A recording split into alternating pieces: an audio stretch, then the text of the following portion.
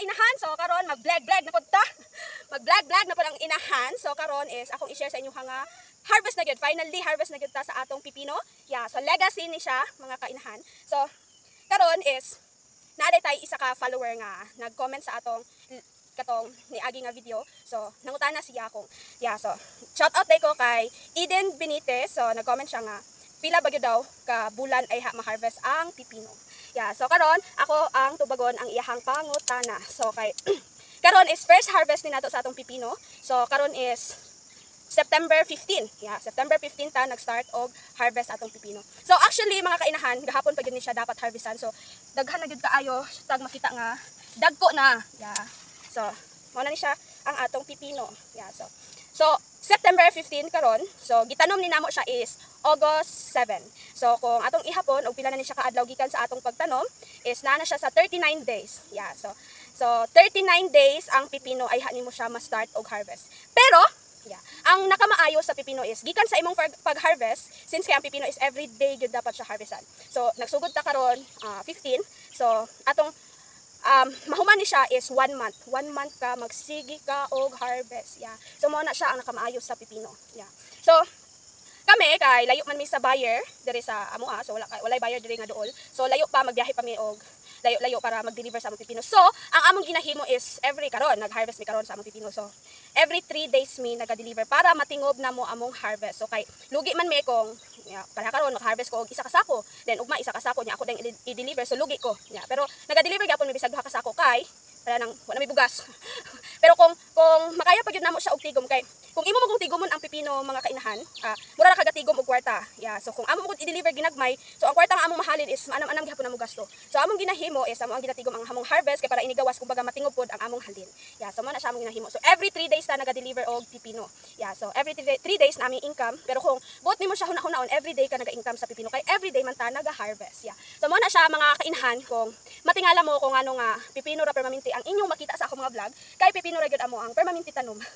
O kay ang pipino lagi everyday ka nag-harvest then up to 1 month ka magsige imagine isa ka kabulan sige harvest sige deliver nya ang nakagwapo pod sa pipino dili lang kay ang sige kini mag-harvest ang nakagwapo sa pipino is low capital. So kani sa karon nga presyohan is G's ang komprada sa pipino karon.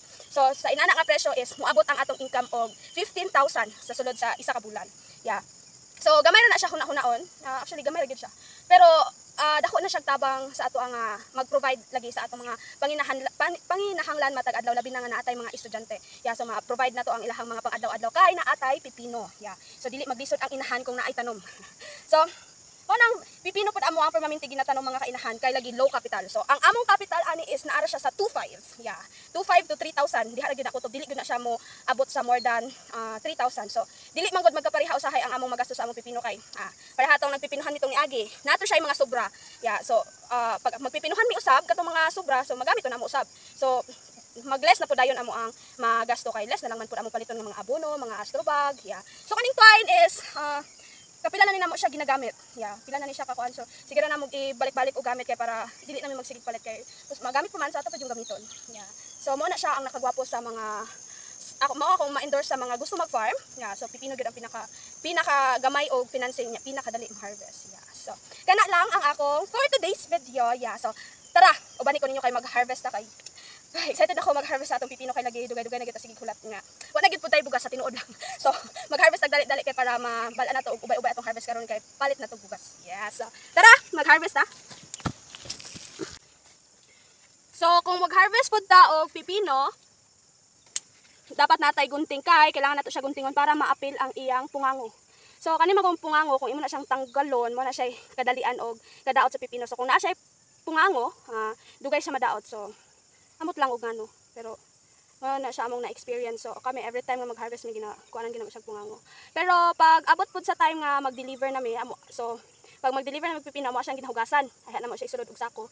And then amo dayang ginatanggal ang pipino. Pero ayha na namo ni siya tanggalon kung mag-deliver na. Yeah, para kuan fresh pa kay siya tanawon.